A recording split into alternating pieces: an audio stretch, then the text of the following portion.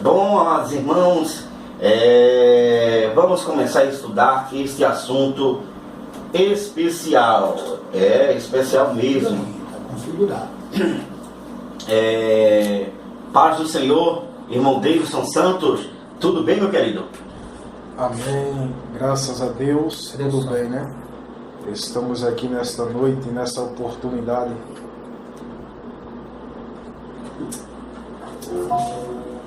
Bom, então pode falar, querido Davidson, deu um probleminha aqui. Boa noite, irmão Eliseu, graças e paz ao Senhor e a todos os ouvintes, aos amigos e irmãos que estão aqui esta noite. Estamos gratos ao Senhor por mais uma oportunidade facultada para tratarmos de um tema, né, tão empolgante e bastante polêmico nos dias atuais. E nesta noite aqui iremos rogar a graça e a misericórdia do Senhor para que trazemos aqui a verdadeira interpretação bíblica, né? Não o nosso achismo, mas aquilo que a Bíblia diz. Desde já fico aí na dispensação e que Deus continue nos abençoando em nome de Jesus. Isso mesmo, nosso irmão Fábio disse, ele já orou por você. E eu queria agora dar paz do Senhor para o profeta da hora, né? Profeta que estará aqui é o nosso cameraman, ele ajuda a gente de todos os lados. Profeta, tudo bem com você, né? Shalom, paz do Senhor para todos. Tudo bem, graças a Deus. Mais uma vez, agradeço ao irmão Eliseu pela oportunidade de estar aqui com ele e os irmãos também para a gente debater um pouco sobre esse tema. Estou aqui somente como espectador, tá? Hoje eu não vou participar não, vou ficar somente aqui orando e aprendendo com os irmãos. Deus abençoe a todos. Tem que orar mesmo, que eu já estou suado aqui, hein? O irmão Fábio de Sá, que orou agora há pouco por nós, ele também vai cumprimentar você com mais delicadeza, né? Possamos dizer assim. Pai do Senhor, meu querido. A paz do Senhor a todos, que a graça do nosso Senhor Jesus Cristo nos acompanhe durante esse debate e que Deus nos ilumine. Amados irmãos, nós vamos começar a falar a respeito desse assunto e eu gostaria, começando pelo nosso irmão Fábio, irmão Fábio, antes da gente cronometrar o nosso tempo, eu gostaria de lhe perguntar qual é a posição que o senhor vai defender em relação ao anticristo. O senhor, quem será o anticristo na sua visão? Um homem. Um homem, muito bem. Vamos cronometrar agora o tempo. E o nosso irmão Davidson Santos, irmão Fábio, ele vai começar a dar as suas considerações. Por que, irmão Fábio, na sua opinião, o anticristo é um homem? Primeiro nós temos que ir num livro de regra, fé e prática que nós temos, a Bíblia. 2 Tessalonicenses, onde Paulo explica muito bem isso. 2 Tessalonicenses, capítulo 2, versículo 3 e diante, diz: ninguém de modo algum vos engane, porque isto não sucederá sem que venha primeiro a apostasia, e seja revelado o homem do pecado, o filho da perdição. Aquele que se opõe e se levanta contra tudo que se chama Deus ou é objeto de adoração, de sorte que se assenta no santuário de Deus, apresentando-se como Deus. Não vos lembrais de que vos dizia ainda estas coisas quando estava convosco? E agora vós sabeis o que detém, para que a seu próprio tempo seja revelado. Pois o mistério da iniquidade já opera, somente a um que agora detém, até que seja posto fora. E então será revelado esse iníquo, a quem o Senhor Jesus matará com o próprio sopro da sua boca e destruirá com a manifestação da sua vinda. Bem, meus amados, nesse versículo o apóstolo Paulo fala com clareza sobre este iníquo, esta pessoa que virá da parte de Satanás para combater tudo aquilo que for de Deus e que vai ficar sentado em um lugar santo. E Jesus fala isso em Mateus 24, do 4 ao 31, né? Claro, lembrando de Daniel, que Daniel fala a abominação e desolação no lugar santo, ainda tem entre parênteses, quem lê, entenda. Ou seja, o anticristo ficará sentado, provavelmente, no trono de Israel, em Israel, e pode ver que hoje nós temos a ONU, a Organização das Nações Unidas, e a Igreja Católica não reconhece Israel como Estado, e a ONU reconhece Israel como Estado. A Igreja Católica, na verdade, ela quer Israel, por se tratar da cidade santa, que é Jerusalém, e a ONU, ela quer que Israel seja reconhecido como Estado. A Igreja Católica não quer, porque ela quer ter a nova Jerusalém, não, a antiga Jerusalém para si. Então, a partir deste princípio, deste ponto de vista, de acordo com a Bíblia, eu creio que o anticristo é um homem, e muito provavelmente, caros irmãos, ele virá na Igreja Católica, dentro de um grande líder que pode vir hoje, se já não veio, da Igreja Católica Apostólica Romana. Muito bem. Irmão Wilson Santos, eu gostaria de lhe perguntar qual é a posição que o senhor vai defender em relação de quem será o anticristo, na sua opinião. Graças a Deus, né? Bastante edificante o comentário do nosso irmão Fábio, mas discordo de primeira mão, assim, né? Os textos a qual foi citado aqui, na minha concepção, o anticristo, ele é um espírito maligno, e que ele tem atuado desde o primeiro século. Isso nós iremos ver na Bíblia, né? E os textos como base que irei trabalhar aqui, que fala diretamente da pessoa do anticristo, está na epístola do apóstolo João, no capítulo de número 2, e o versículo de número 18, que diz assim: filhinhos, é já a última hora, e como ouviste que vem o anticristo, também agora muito se tem feito anticristo, porque onde conhecemos e já a última hora. E também o mesmo apóstolo, na sua primeira carta, no capítulo de número 4, versículo de número 3, 2 e 3, ele diz assim, nisto conhecereis o Espírito de Deus. Todo espírito que confessa que Jesus Cristo veio em carne é de Deus. E todo espírito que não confessa que Jesus Cristo veio em carne não é de Deus, mas este é o espírito do anticristo, do qual já ouviste que há de vir, e eis que está no mundo. Na segunda epístola do apóstolo São João, com todo respeito e carinho ao comentário do nosso irmão, no versículo de número 7 está escrito: porque já muitos enganadores entraram no mundo, os quais não confessam que Jesus Cristo veio em carne.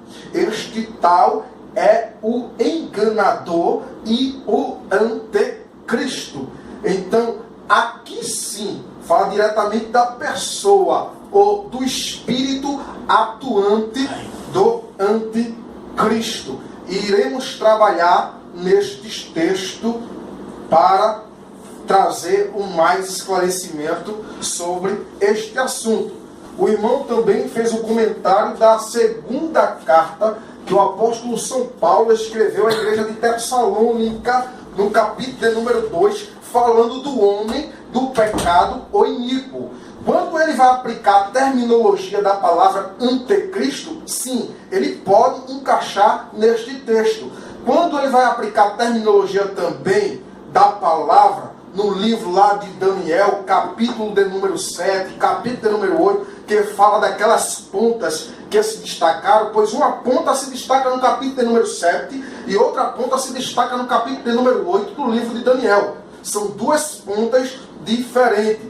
E se for o caso, se der tempos, a gente também vai entrar neste assunto. O irmão também citou aqui o capítulo 24 de Mateus, concernente à abominação desoladora de que Cristo falou. Lembrando que Cristo relembra uma profecia dita por Daniel, né? Daniel vai profetizar a questão da abominação desoladora que vem sobre o templo lá de Jerusalém.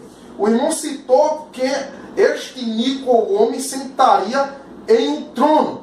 Eu tenho dificuldade com essa interpretação. O porquê? Porque hoje em Jerusalém não há mais templo. O templo foi destruído.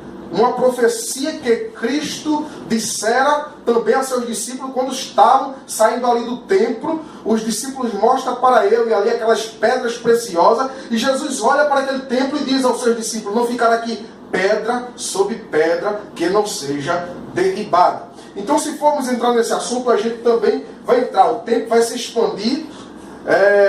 Acredito que não vai dar tempo de falar sobre todo este assunto, mas de antemão eu quero me deter sobre o tema que fala do anticristo. E esta palavra anticristo nós só encontraremos diretamente assim falando na epístola do apóstolo São João. E por esse motivo eu defendo que é um espírito maligno atuando nos homens, no sistema e opondo tudo contra Cristo. Esta é a minha argumentação de antemão. Bom, você já está vendo aí que as opiniões são diferentes. O nosso irmão Fábio Bissá, ele crê, no modo que ele vê a Bíblia, ele crê que o anticristo não é um espírito, mas sim uma pessoa, literalmente falando. E eu gostaria de continuar ouvindo as opiniões dos nossos irmãos em relação a isso. Então, irmão Fábio Bissá, como argumentar essa questão aí que foi colocada pelo nosso irmão Davidson Santos?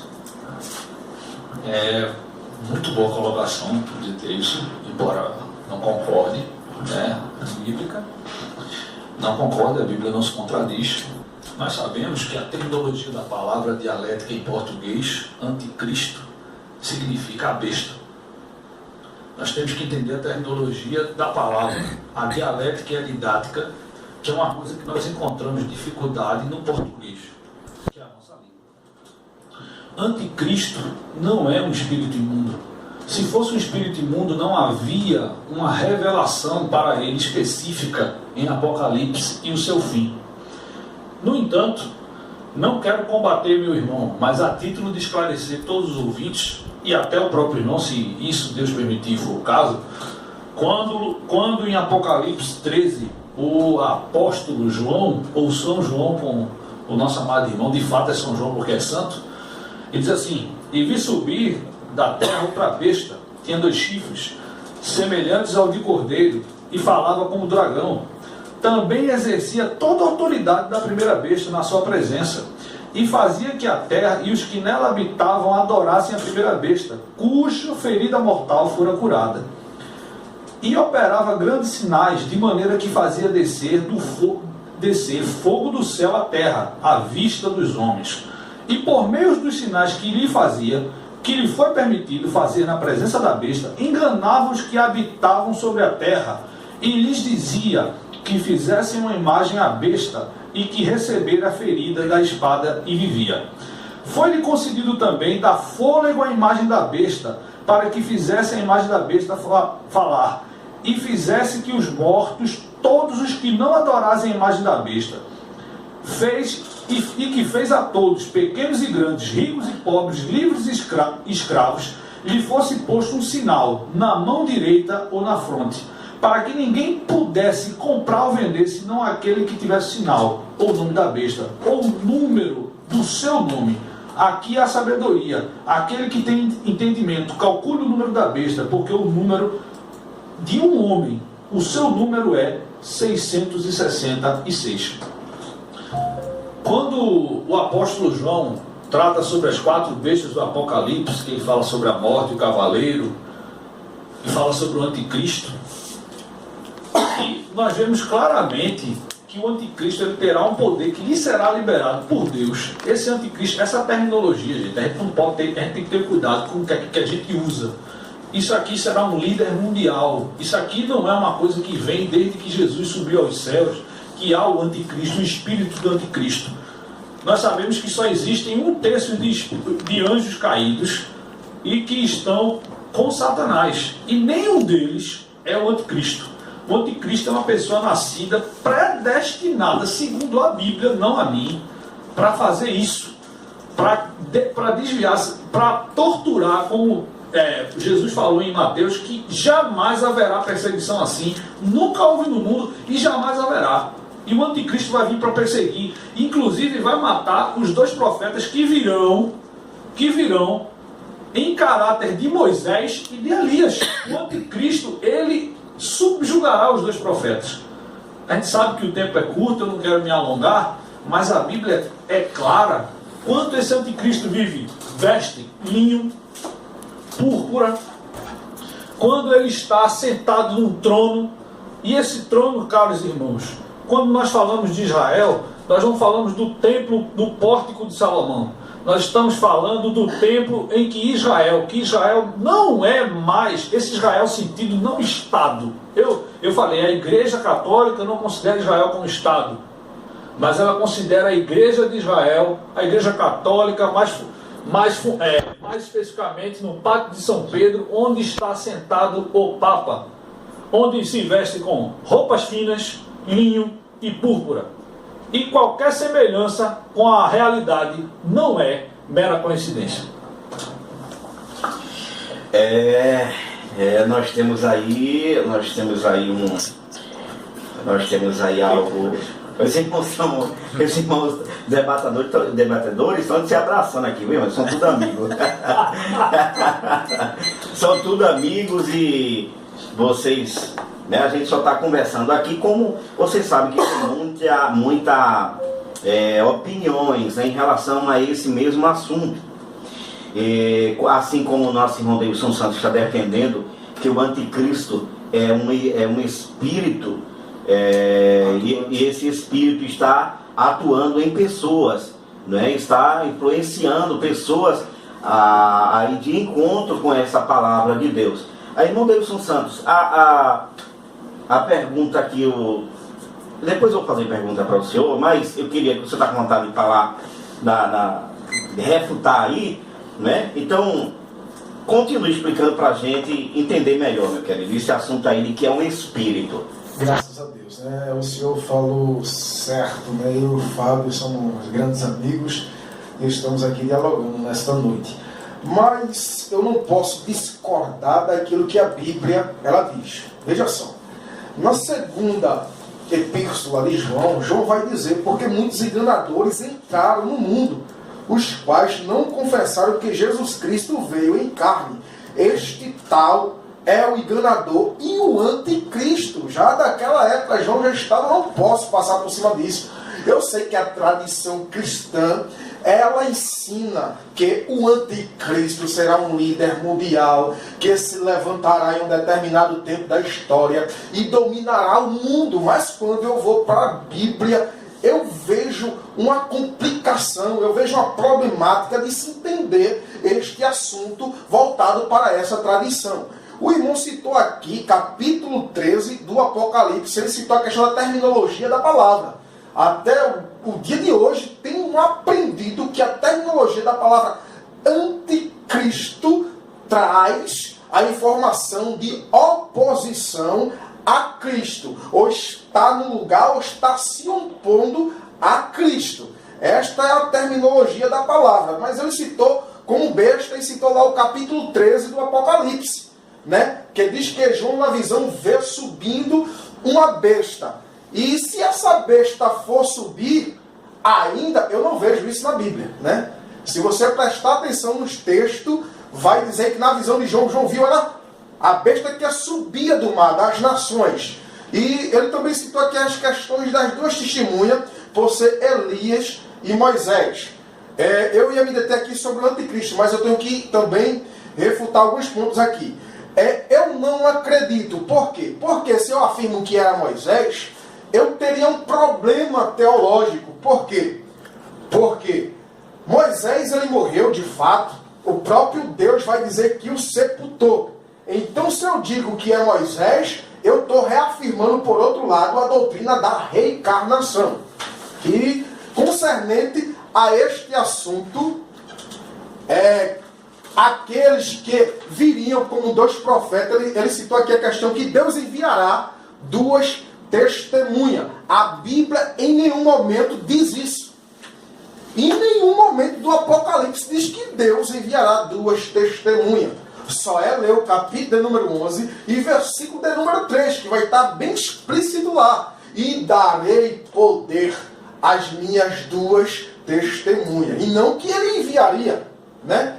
A outra questão é como que, sendo um homem, eu vou supor que esse anticristo seja um homem. Como eu irei explicar estas passagens da Epístola de João?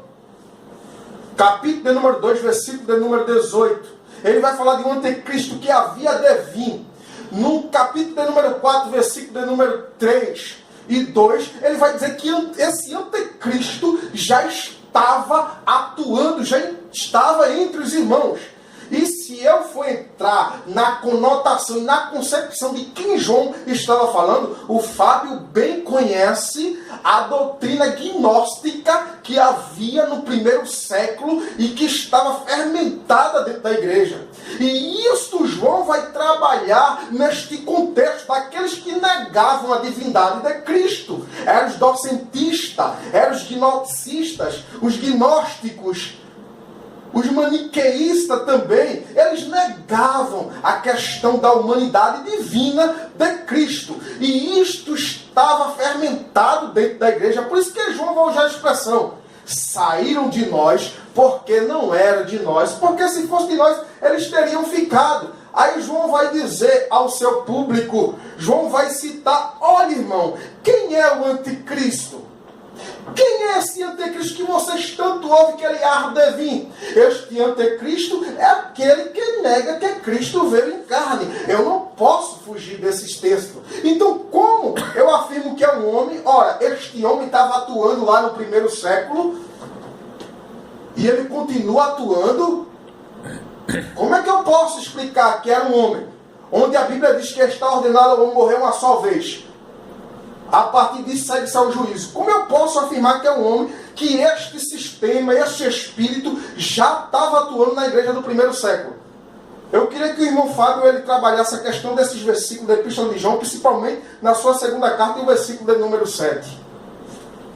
Está com oportunidade, irmão Fábio. 2 João, Versículo de número 7.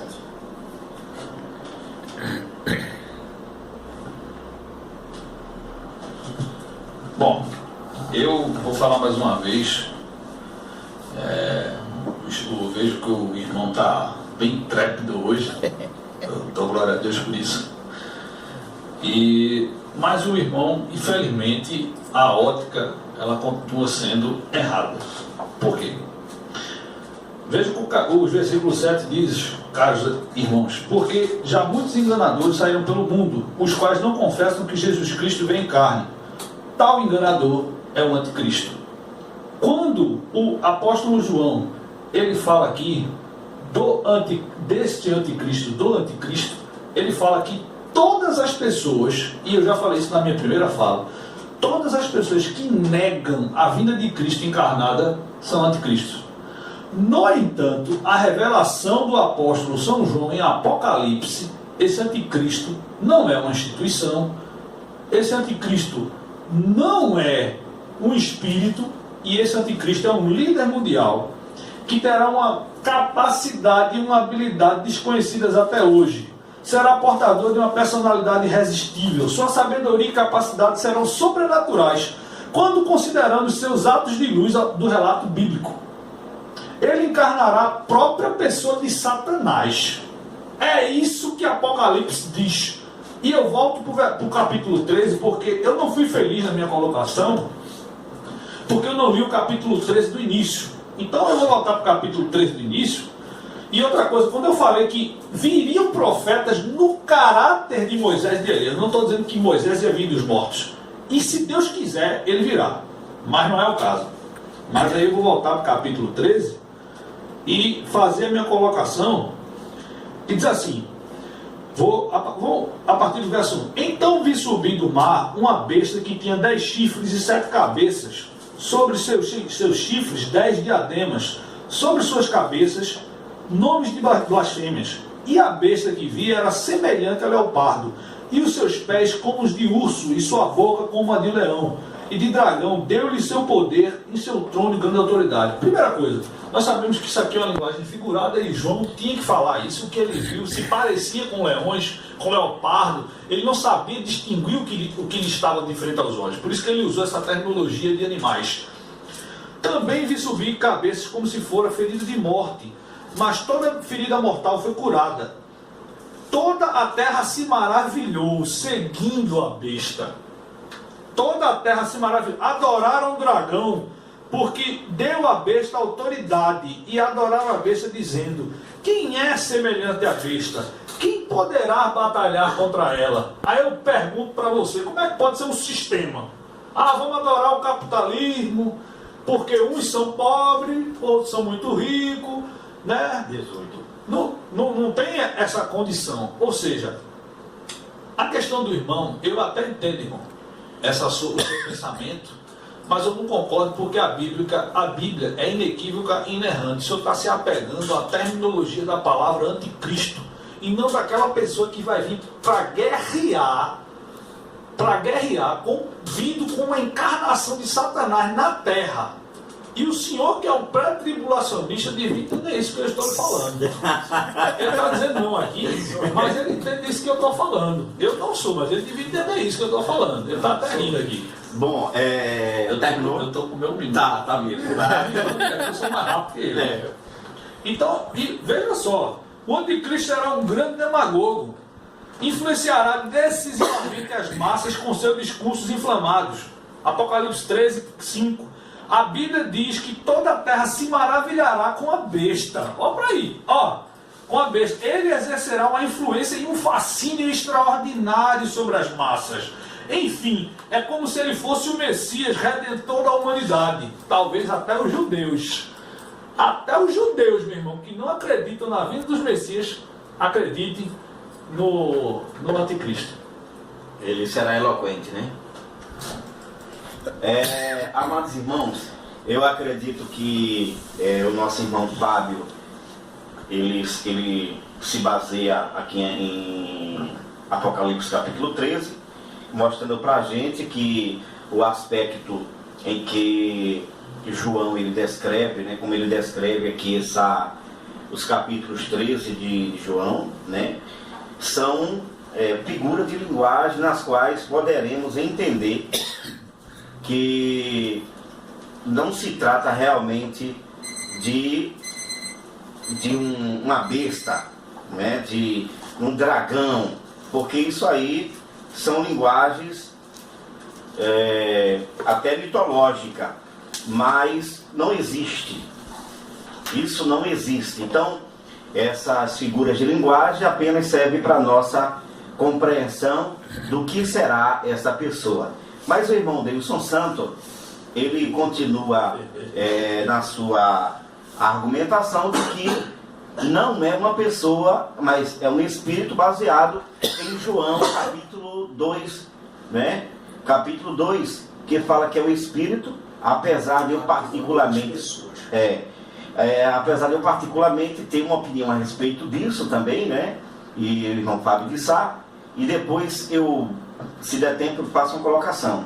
Mas, irmão Deilson, para não perder o seu raciocínio, você pode refutar aí essa argumentação do irmão Fábio. Ok, graças a Deus. Eu digo que é um espírito atuante, né? Ele atua nas pessoas, atua no homem, mas é um espírito porque ele atuava desde o primeiro século. Mas eu vejo que o irmão ele foi para o Apocalipse. Eu estava me prendendo sobre a questão realmente do anticristo, mas ele citou a besta, né? A besta como sendo o anticristo. Ele fez aqui uma leitura e para se entender Apocalipse capítulo número 13, não só adianta ler, né? Você tem que pesquisar, analisar, buscar no livro de Daniel. E quando ele fala no capítulo número 13, ele relembra aquelas passagens de Daniel no capítulo número 2, capítulo de número 7, capítulo de número 8. Por quê? Porque ele vai lembrar daquela estátua escatológica, daquele sonho que Nabucodonosor teve. E esta besta nada mais é do que uma representação poderosa do que foi aqueles reinos. Você vê que na estátua Nabucodonosor era representado pela cabeça de ouro. Depois vinha outro reino inferior a ele, que era o reino Medo-Persas. Depois do reino Medo-Persa veio o reino da Grécia, com Alexandre o Grande, aquela ponta grande que se destaca. Depois de Alexandre o Grande, aquele reino, vinha um quarto reino híbrido, que era deformado, que na visão Daniel não conseguia distinguir. E quando chega no capítulo número 7, ele tem a visão novamente de noite. E ele vê agora 4 animais subindo do mar das nações. Ele vê o leão, representado por Nabucodonosor, a Babilônia. Ele vê o urso, né, que traz 3 costelas, aquelas 3 vitórias históricas do reino Medo-Pérsia. Ele vê ali o leopardo, representando a grandeza do reino da Grécia, com Alexandre o Grande. E depois ele vê o quarto animal, que também não consegue distinguir. E este quarto animal, João, na revelação dos últimos dias, ele vai distinguir esta besta, esse animal, no capítulo de número 13. A minha pergunta, eu vejo uma problemática em entender o capítulo 13, esta besta, como uma pessoa. Eu já tive a oportunidade de participar do debate anterior concernente ao trio satânico. E eu tenho uma dificuldade imensa. Eu sei o que a tradição cristã ensina, né? O irmão falou que eu era pré-tribulacionista por determinada denominação que eu faço parte, mas eu não sou pré-tribulacionista. Porque quando eu defendo a corrente pré-tribulacionista, eu tenho que defender tudo que está na corrente, mas eu prefiro ficar com a Bíblia Sagrada. Então, quando eu vejo o capítulo de número 13, eu não vejo como um homem. Por quê? Porque se eu entendo como um homem, é um problema tremendo. É um problema fora do comum. Porque abre Apocalipse. Tanto os irmãos que aqui estão, como aqueles que estão em casa. Apocalipse capítulo de número 17. Vamos ver ali se essa besta era um homem. Apocalipse capítulo de número 17. E o versículo de número 9, concernente à besta. João, querendo entender, ele vai dizer: aqui há sentido, quem tem sabedoria, as 7 cabeças, que essa besta tinha 7 cabeças, né? São 7 montes sobre os quais a mulher está sentada. E são também 7 reis. Opa, já não é mais um homem, agora aqui passa a representar 7 reis. E diz mais aqui, ó, 5 já caíram. Opa, como é que eu posso entender isso? Era um homem, a besta não era. Essa besta do capítulo número 13 era um homem, agora deixou de ser? Não. Diz aqui, ó, 7 reis, 5 já caíram e um existe. Outro ainda não é vindo. E quando vier, convém que dure um pouco de tempo. E ele vai dizer no versículo número 11. E a besta que era e já não é, na época de João. E ela também, o 8º, é dos 7 e vai à perdição. Então você vê aqui a questão da problemática de entender isso aqui como sendo um homem, uma pessoa. E temos que entender o fato histórico, como o livro foi escrito. João exilado na ilha de Patmos por causa da perseguição de Roma. Ele é levado exilado lá na ilha de Patmos. Temos que prestar atenção que todo o contexto foi voltado numa cultura romana, judaica, em que os imperadores eram endeusados e os cristãos que ali estavam eram obrigados a honrar os deuses Césares. Como o nosso irmão Fábio, ele leu no capítulo número 13, que vai seguir. Eu não queria me deter neste texto, por... Pode concluir. Amados irmãos, irmão Davidson Santos, ele fez uma colocação aqui a respeito da besta, né, que não a respeito da besta, e ele falou aqui no versículo, citando aqui Apocalipse capítulo 17, e o versículo 9 e o versículo 10, né? Então, ele falou aqui que ficaria difícil de entender ser uma pessoa, porque ele está falando que é 7 reis, né? Então nesse caso aqui, como poderia ser um espírito? Uma vez que os reinos que o senhor citou a respeito da cabeça sobre a estátua de Nabucodonosor, pode responder sim. Eram reinos literais, né? Eram reinos literais. Então, como acreditar que isso é apenas simbólico na forma de um espírito? Muito boa pergunta, irmão Eliseu. O senhor chegou onde eu queria. O senhor notar o começo do debate, eu estava me detendo na pessoa do anticristo nas epístolas de João, falando que era um espírito atuante, atuando nas pessoas, atuando no sistema. E o Senhor agora me traz à memória a questão do Apocalipse capítulo número 13, como sendo o espírito atuando no sistema romano, opondo contra os cristãos da época. E por esse motivo, João estava exilado na ilha de Patmos. Então quer dizer que esse espírito, ele é responsável por levantar de tempos em tempos pessoas para se opor a Deus, e não simplesmente que vai vir uma pessoa especial nos fins dos tempos como um anticristo. Não, neste contexto aqui que acabamos de ler, não. Porque aí teria que vir 7 reis, e se formos entender dessa forma... Mas esses 7 reis aqui já passaram, né? Esses 7 reis passaram. Passado aqui. Positivo. Então, se é passado aqui, positivo. E digamos assim, na pessoa de Etíoco Epifânio, que foi uma das pessoas que foi considerado como o abominável da desolação, coisa do tipo. Mas esse texto, Apocalipse capítulo 13, só ressaltando, não tem nada a ver com Antíoco Epifânio. Sim, mas segundo a sua linha de raciocínio, pessoas que, como não é um espírito que ele, de alguma forma, ele atua na vida das pessoas, levantando pessoas contra o sistema cristão. Positivo, é isso que João vai falar na sua ficha. Então nesse caso aqui, esse espírito imundo, maligno, ele levantou Etíoco, levantou Nero, Calígula e coisa do tipo, né?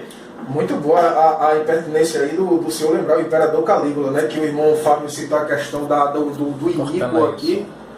Ele citou a questão daquele, né, que desejaria sentar-se no trono de Deus. Se formos olhar o fundo histórico, né, no período de 37 depois de Cristo a 41, Calígula, se você ler a história dos Hebreus, né, capítulo, no segundo livro, capítulo de número 16, se não me falha a memória, você vai ver o desejo deste Caio Calígula, né, ordenando que se colocasse uma estátua sua dentro do templo de Jerusalém. Quando os judeus revoltados fazem aquele grande alvoroço lá na cidade de Jerusalém, porque desde então era a única cidade e o único templo da época que não tinha uma estátua do imperador romano. Quando Calígula, em sua loucura, tentou estabelecer sua imagem nos templos, né, suntuosos da época. Agora, em 1 Tessalonicenses, capítulo 2, versículo 3, fala a respeito do anticristo. Eu não sei se o senhor concorda. Eu gostaria de ler. Da palavra ali não traz gostaria de ler para o irmão e para os ouvintes que estão em casa tomarem ciência, né, irmãos? Eu só quero simplesmente entender. Só querendo entender aqui. Eu já entendi, né? A visão dele eu já entendi. Ninguém de maneira. 2 Tessalonicenses 2 e 3, que ele diz assim: ninguém de maneira alguma vos engane, porque não será assim, sem que antes venha a apostasia e se manifeste o homem do pecado. Quem é esse homem do pecado, na sua opinião? Justamente, ele usa a terminologia aí, homem do pecado, né? O homem do pecado, o iníquo, como eu já falei aqui. Paulo ele vai escrever essa carta em meados de 50 a 51 depois de Cristo. Paulo já tinha passado pelo período do governador Calígula, o louco que queria colocar sua estátua dentro do templo. Então Paulo vai escrever neste contexto daqueles que desejavam se sentir como Deus, que era assim que os imperadores romanos se sentiam. Concernente a este texto, nós não podemos se isolar. Por quê? Porque esta carta é uma resposta do que estava se havendo dentro da igreja de Tessalônica. É uma resposta, uma primeira carta que o apóstolo São Paulo escreve concernente à vinda do Senhor, ao arrebatamento, à vinda do Senhor como ladrão. O que é que acontece ali? Os irmãos deixam de trabalhar, os irmãos deixam suas atividades, porque acreditando que Deus poderia vir, o Senhor Jesus poderia vir a qualquer momento. E isso criou uma problemática. E nessa problemática, Paulo vai escrever este texto. Irmão, de maneira nenhuma, ninguém vos engane. Você não fique perturbado, quer por palavra, quer por epístola, como se fosse de nós. Então, mesmo escrita. Então esse homem do pecado aqui descrito por Paulo, nada mais é do que um imperador.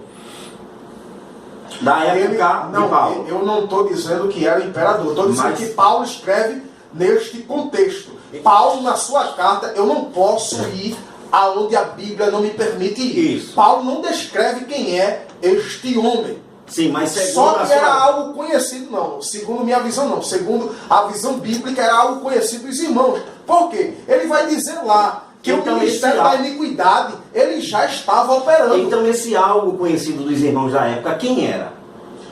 O Império Romano também, enfatizando, querendo ser adorado como Deus. E quem era? No primeiro século. Pronto, então o Império Romano, você fala...